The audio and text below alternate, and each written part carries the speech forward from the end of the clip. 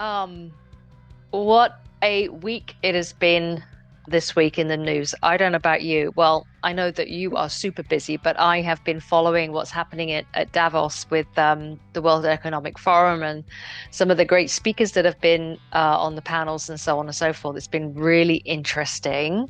And today, and I know because you and I exchanged some text messages earlier today, I sent you a link to Mark Carney, the Prime Minister of Canada, his speech, which is and it really struck a bell with me because of what we've talked about in the past about powerlessness and leadership. Um, what are your initial first thoughts or experiences with what I sent you or feelings? Well, I thought it was a very timely speech. I read the transcript of it talking about these middle powers Mm, in a world after World War II that's pretty much been dominated by some major powers. And of hmm course, NATO supported Europe to become its own power, and of course, the European Union. But what mm. about just countries that have to deal with these big powers? And I think Carney definitely points out that for too long, they've been just sort of maybe lazy or idle, and at the same time, assume that, well, as long as these big powers sort of support us and buy our goods, then we're good. But then when the big powers start changing direction, then the orbit is all thrown off for these smaller countries. And so he's, I think, arguing that they ought to be empowered, that they have to retake, if you will, their commitment and individuality as a nation, not to fight the big powers or each other, but to wake up and say, we can't just be reliant on the current world order. We have to sort of stop dancing to their tune. We've got our own tune. Let's see what we can do with that. I mean, as a British person, I can speak to this idea of being complacent. I do think that Europe was particularly devastated after World War II in a way that I don't think American forces were. And I think that we had so much war fatigue, and God knows we had to rebuild everything. And then, so Hmm. then you had the height of the American world power, right? And this omnipresence, if you will. And yeah, that enabled us, all of our smaller countries, to create these economic blocks. I mean, one of them was the EEC, right? And the Five Hmm. Eyes and all these things. And it became too comfortable, right? We just got really comfortable outsourcing our military leadership to the United States. And now that role has been torn up really by this administration. It's like we're not playing that role anymore. So now you're responsible for your own stuff. So I do think it's an awakening, a reckoning. I do think we're all Hmm. responsible. Um, but I tell you what really jumped out at me, and I haven't heard a metaphor as kind of feisty as this. Carney said that if you are not at the table, then you're going to be on, I'm paraphrasing, you're going to be on the menu. Okay. Right. I thought that was really, wow, speaking truth to power in that way, like, David and Goliath-ish, right? Like, Hmm. really? And he quotes, now I can't say this guy's name. Do you know who this is? It begins with TH Eucides or something. Yeah, Thucydides, who Well, lived through a lot of wars with Corinth and Athens and Sparta, trying to explain why they were at war and what was going on. yeah. And that line, what is it? It's like the strong do what they want or what they can, and then the Yeah, weak suffer it. yeah, it's very much might makes right. Mm, And to I think Carney though has to realize, and everyone has to realize, power really does matter. If the world's largest economy says we're not going to buy your stuff anymore, that can really lead to high unemployment and big problems. I think the next step, though, for let's say, and this fits in very well with my book, which is about how to lead when you don't have authority, is to find out what resources you do have, find out what your purpose is, and make sure it's not so tied to larger powers, to external authority figures who can change your world like this, that you actually have a purpose that is self-contained, that sure things may be bad, but we have each other and we have mm. a purpose, we have some goals. We're still going to build a great society. We're going to build a society where people can author their own lives and really enjoy doing the things that they want to do. At the same time, we have to change, and it's maybe very difficult and sort of wake us up a little bit. Well, he talks about, I mean, I didn't really totally understand this as well. He quotes the Czech former Prime Minister, Hmm. Havel. I can't remember his first name. Hmm. Yeah, I mean, I know that you know him because you do cite me in your Yeah. book. That's how I first heard about him actually, but after reading your book, the Eight Sources of Power actually. But he talks about the greengrocer having a sign in the window, "Workers of the world unite," right? And Carney references that over and over again, that we all have that collective responsibility. Do you want to break that down for what he's saying, probably diplomatically, by quoting Havel? Sure. I haven't read all of Havel's um, work. He realized, though, and he was very good in his writing plays, which is sort of how he did his resistance, Hmm. about making fun of bureaucracies. And he was very good at pointing out that just because the people in power see signs like "Workers of the World Unite" outside a grocery store, the owner of that grocery store does not believe that at all. He's just Mm. trying to avoid being interfered Hmm. with by the bureaucracy. And so he is arguing for let's take the sign out of the window and just stop playing the game. Because often large systems are just kept going because people think, well, this is the only game to play. I don't want to get in trouble. And so I'll just keep putting up the sign. I'll keep saluting. I'll keep doing the things that the bureaucracy wants me to do. And then I can live sort of a good life. But it's a life in a box. And we ought to, as humans, want more than life in someone else's box. And so by taking off the sign, by one of the powers is reframing, framing a new world with new opportunities, as opposed to just taking the story that someone else gave us, our parents, our grandparents, other powers gave us, but reframing it. Oh, this is a different story, a story with more freedom, a story where maybe we take a hit in this area, let's say in the marketplace for these goods, but we really start buying our own stuff. And let's commit to being the innovative hub in the world. So I know for Canada, the University of Waterloo is where Mm. BlackBerry uh, came from. And there are other pretty big innovations coming out of Canada. Again, the US often has the funding for these things.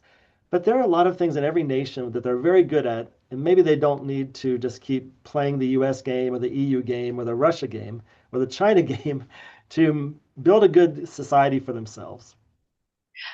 Yeah, I mean, I hear you, but in the real world, I think that, it is very challenging. For example, let's take the metaphor or the illustration of the greengrocer, right? It's fine if 20 greengrocers in that one street decide to do the same thing. Okay.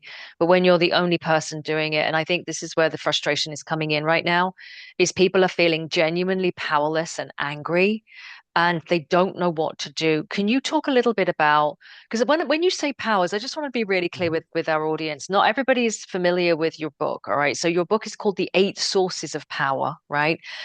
But how does that relate to Haval and this idea of patience? Because I think it's strategic patience. Am I right in thinking that? Yeah. Yep.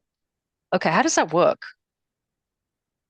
Well, as a person who's not that patient, uh, it's not easy, and yet there's so much writing, especially in Taoist philosophy, Taoist leadership from the 300, 600, BC, BC, yeah. about how to, if you will, the leader who doesn't lead much. And what that means is you sort of step back as in trying to control your world, which creates a lot of stress on yourself and others. You really step back and observe the Mm, flow of things, and then I haven't done anything in like 3 months. That takes patience. But now I see the place where I can act. And then you act quickly and you make sure that people are aligned. And then you back up again and you sort of see how things are flowing. And that is not, if you will, how we're taught as managers. We have to-do lists and goals that we have to achieve and measurements. Often, though, that can, if you will, be just run over by the course of things and these other powers. Power of patience is about always being ready, always observing, and knowing when to act and when not to act. And that can take a lot of time. Like the fall of the Berlin Wall. It, mm, I mean, how long was that thing up? But Reagan Hmm. said, tear down this wall. Gorbachev saw that the Soviet Union was bankrupting itself with this arms race. And then you had a lot of Germans um, in, praying, attending meetings in basements at the exact same time. And eventually, some of them went out and started chipping away at that wall. And then there's no way that was ever going to go up again. So to me, that's, and it's enforced patience. They couldn't do anything until the conditions became right, but then they were ready, and they found the sledgehammers, right, and hammers and chisels, and just started taking that wall down. Well, I think that's very informative. I think that with Jack Carney's zooming out geopolitical perspective in terms of an entire nation, if we could zoom in a little bit and maybe reflect upon America right now, right, the administration, and we're not going to get by, into politics here per se, but I think that how can somebody take their sign out of the window, so to speak, and exercise this power of patience that Havel speaks to? Like what is the pragmatic application of that right now in this moment? Wow, that's a good question. Because there's always a cost when you go against the majority or the minority that happens to have a lot of power over markets, let's say, in terms of tariffs. Even a town that wants to control small businesses. I think you just have to do it and then trust that you have the skills and the hopefully the support of others to make it through. And there is no formula for guaranteed success. And Havel was jailed and put in prison, for a couple years for resisting the government there in Czechoslovakia. And then, fast forward, he's president. And Right. so there is no like solution where we're all happy the end, I don't think. Sometimes it works out that way. Some greengrocers in certain countries would be put in jail and you'll never see them again. You have to decide for yourself, this is so important to who I am and to what I want to leave to my kids, for my nation. And Hmm. I think the time is right for this. Where if the time is wrong, I would personally leave the sign up because part of patience may be leave the sign up until things are different, or leave the sign up and go do something else that's going to help improve people's lives and create more freedom. Right. I don't know. You Yeah, speak a I lot don't see it's a about, formula. The more you yeah. know history, you know that, yeah, we pull out the one or two people who really helped change it, but they may say, like whistleblowers, if I had to do this again, I don't know if I would. And on the shoulders of others, on giants I Yes. stand. So I Mhm. mean, a great example would be World War II, behind enemy lines in Europe. You had these huge networks of spies and agencies, and they all played very small but strategic roles, right? And if we overlay that with the civil rights and what Gandhi did in India and Nelson Mandela, I think it's not like we have to reinvent these blueprints. We've got these different leaders with their styles, but they're all doing the same thing, which is what you're talking about, that source of power. We don't need permission or authority. We can be patient, we can be strategic, but you speak a lot about being wise as well, like this idea of wisdom, right? Like, how would you explain that to somebody who thinks wisdom is some guy with a big gray beard sitting on a throne somewhere? Like, how is it practical now to be wise? Be practical in terms of practical wisdom. I think, Aristotle said to do the right thing in the right way at the right time, for example, for the right Mm, reason. And that could lead us to say, well, there's never a right time and the right people and at this point, and just put off action. I think, though, with, if you will, the power of praxis, which requires becoming really knowledgeable about something and working with other people to become knowledgeable about something and engaging them, I think eventually the wisdom will come about that we can at least do these things right now. mm, So for Martin Luther King Jr. and the Birmingham bus boycott, hmm so he and a very large group of activist women, including Rosa Parks, they got together and they decided they weren't going to burn buildings. They weren't going to just retreat to their houses. They were just going to walk or set up their own drivers and boycott the bus system, which they did. And Hmm. eventually the Supreme Court ruled that Birmingham's laws were unconstitutional. So I think Yeah. that's, and I'm always amazed at how the right people sometimes show up at the right time for situations like that. And so Well, to if me, I'm, that back to mm, wisdom, evaluating the situation, what is the thing that we can do that's most powerful that we can do? We don't have to ask permission to boycott the buses from the city or from the right. state. We're just going to say, if you're going to run it this way, we're not going to join you. And I think that's a lot of Mm. wisdom and faith in the people you're with. I like that idea more. I mean, I think what Rosa Parks did was heroic, and I think you always have to have those stances, right? And but I also love that other action, which is we're not going to participate. We're not putting our sign in the window.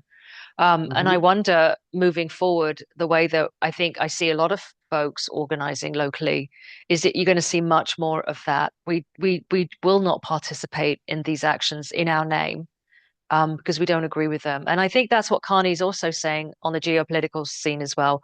We're also not participating. We're going to ignore these big, loud things that you're doing over here. We're going to just carry on working with our partners, aligned with our values, and just continue to be autonomous. Hmm. And I think we'll see how that goes. I mean, I think that's what makes this particular year at the World Economic Forum more interesting than previous years. I think there are so many fault lines opening up now. And I think that's good in some way because there is a lot of energy around politics. People are really engaged now. Um, Hmm. so that's to me is a positive, right? Citizen engagement. I can't, and I feel like I'm doing a little plug for your book here. I can't say that I feel like this is the perfect time that your book is around. It really is like it's a really amazing practical guide for how you can live your life just for yourself, let alone corporate, right? Because it is a business book. I know. I mean, I appreciate that. But it does give people inner resilience. And I think that's what is rare today. It does help you refine that inner wisdom, discernment, resilience, and courage through these eight sources of power. How did you come up with the number eight? Like, what was that about? Just curious. I don't know. I thought that five was too few. Hmm. 10 was way too many. And I Yeah. think that eight just fit very well with, in these, it's not just I was shooting for eight, I was also looking at what are ways to influence people when you don't have a position or authority. And I also, of Mm. course, written in the book, it's at a time of great change. There's a coup Hmm. in Siam, and at the exact same time in the 1870s, or Where's sorry, in the that? Sorry. 17, Siam is where? it's modern day Thailand. Modern day Thailand. Okay. Yeah. Thanks. I mean, and it's in the 1670s when all of this is happening. And so you have the disruption of an entire kingdom. You have all of these European nations with big encampments there doing trade, along with the Chinese and Japanese. And then you've got, if you will, how normal people lead their lives and get things done. And I want to contrast that because there's a lot that we can do without relying on the king or the head of the army to give us approval. There's so Mm. much we can do to create freedom and build a better life for ourselves and others. And it happened to turn out to be eight. It's a great, I think it's an awesome number. You're right, it's perfect. And just to come back to now, which one is the Havel section? I can't remember which patients, It's which the one is that? Yeah, it's the power of patience. But which number is it? It's the last one. Last one. I should know that. I've read your book twice. Sorry, this is not an exercise here in memory recall, but okay. So the eight, so it closes in a sense. Like I love this. I love the synergy of this conversation because it really closes it out. Hmm. And it for me, it's a bit like your observation about the Berlin Wall, that it took a lot of little chips, a lot of little acts of courage, a lot of um, a lot of heroism that ended up quite badly sometimes, and then just Hmm. this consensus built and built, and that's the same with Havel's shift as well. That the consensus built up, but you speak about this playing the long game, this quiet, patient power that all no one can take this from us, no matter what they do, and to Hmm. allow this principled resistance that doesn't default into violence, because I think that's what a lot of people are afraid of, is that the resistance will default into violence and anger, and Hmm. it's not constructive, is it? You don't get systemic change when you take that route, right? Right, because then your opponents can demonize your organization because of any type of violence. Of course, they may do it even if there is no violence. Um, Yeah. and that can actually, yeah, be harmful. Now, I also, for corporations, uh, it's difficult to be patient because every quarter you need to show that you are making more than you're spending, let's say, a P&L statement. Hmm. So the part of patience, though, also requires you to really notice the market. And one of the big issues right now, I think, and it always has been, is there a product market fit with what you're offering and what the market wants, as opposed to just throwing out a whole bunch of stuff and then you dilute your brand. You're not really clear about what you stand for, what your main product is, because pursuing growth through adding more features and more products it's really hard to pull off. Google, sure, they've got phones and they got YouTube, but they're pretty much still Google. Yeah. Marriott, sure, they've YouTube. got the US, they've got the Fairfield Inn and they've got Spring Hill Suites and they've got Residence Right. Inn, they've got the Courtyard, but it's still Marriott. So there are some organizations that find a way to keep that brand, let's say, of quality or innovation and break it up. But then there are many organizations that haven't figured that out and they just need to be patient with their core offering until it gets big enough that they can really observe the market, find that product market fit, and then launch into something new that will do very well. So that's an example I of like the that. power of patience in a In a corporation. corporate, and I want to add to that, and correct me if I'm wrong, Hmm. but I want to add to that. What if suddenly the marketplace stops being, not that it was always fair, right? But what if Yeah. it stops really being fair? And so you're playing against these huge whale companies, corporations, where they've got the budgets to outspend you on every corner, and you can feel really intimidated by that power in the marketplace. I think we're living in the age now of the many, many niche brands that can maybe complement each other and outperform a heavyweight. Like, I think that's what this is coming Hmm. into, like the idea of us working together more collaboratively, because we're more, and this is Carney's point too, we have more power collectively than they have singular in their singularity of power. I mean, that's just how Hmm. it works. So we can't give our consent. We don't give our consent. They don't get our consent. In this new, what are they calling it? New world order. They don't get our Hmm. consent. Because we're stakeholders, David. We're not passive here. We shouldn't have people make decisions that we don't sign on to. We should have our voice heard. Hmm.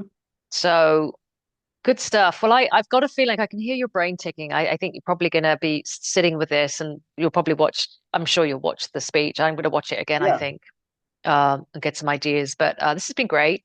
Unless, do you have any other thoughts around this? Sorry, I didn't mean to close out. I just was thinking, yeah. Any closing Well, thoughts? there's the global scale, which is going to keep changing, right?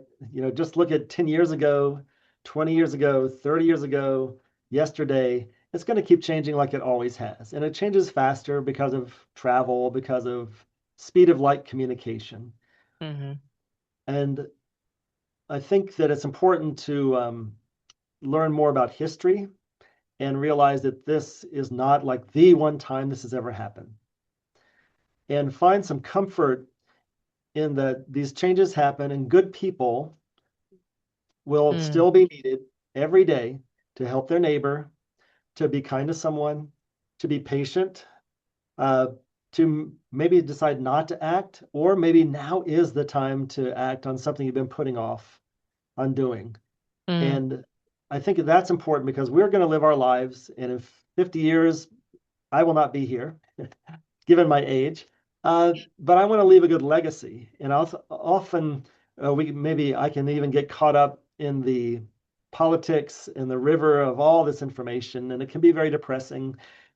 At the same time, knowing history, it tends to bend towards justice. It tends to bend towards uh, things are actually going to work out. If enough good people keep fighting, enough people become wise, enough people support each other and look for those opportunities to change things. So I think Yeah. that find comfort in that. Yeah. History. Yeah. I mean, even if you go back 80 years, I mean, you've got people throwing Hmm. their weight about in their empires. So, in fact, it's probably been, if I'm correct, it's probably been the norm.